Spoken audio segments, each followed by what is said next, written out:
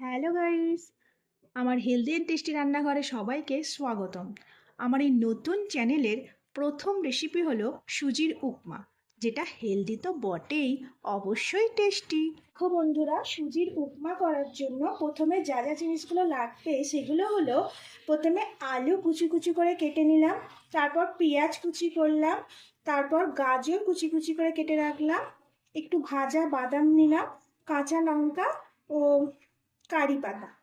ঠিক আছে, এবার শুকনো কড়াইয়ের মধ্যে সুজিটা দিয়ে ভালো করে নাড়াচাড়া করে নিলাম। সুজিটা একটু লাল লাল করে ভালো করে নেড়ে নিতে হবে। নেড়ে নিয়ে একটা বাটিতে এটা তুলে রাখবো। তেল দিলাম, দিয়ে এর ভেতরে পেঁয়াজ কুচিগুলো ছেড়ে দিলাম। পেঁয়াজ কুচিগুলি ভালো করে ছেড়ে দিলাম, দিয়ে পেঁয়াজ কুচিগুলো একটু ভালো করে নাড়াচাড়া করে এর ভেতরে আলু কুচো ও গাজর কুচিগুলো ছেড়ে দিলাম। যেহেতু আলু গাজর গুলো আগে থেকে সেদ্ধ করা হয়নি, ওই জন্য পেঁয়াজের সাথে একসাথে ভাজতে থাকবে যাতে সেদ্ধ হয়ে যায় ভালোভাবে।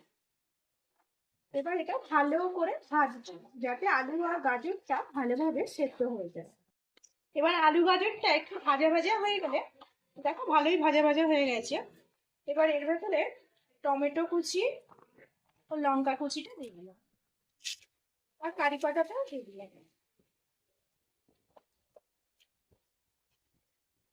নিয়ে ভালো করে মিক্সিং করে নিলাম, নিয়ে আরো একটু ভালো করে নেড়ে নিলাম। এবার দেখো সব পুরো ভাজা ভাজা হয়ে এসছে। এবার এতে একটু জল মিশিয়ে দিলাম। জল মিশিয়ে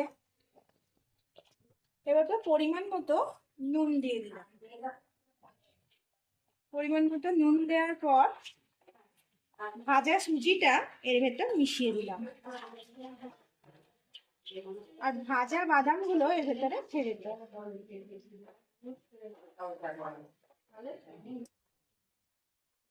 দেখো মনে হচ্ছে আর একটু জল দিতে হবে, তো আর একটু জল মিশিয়ে দিলাম, দিয়ে একটু নাড়াচাড়া করে দিলাম।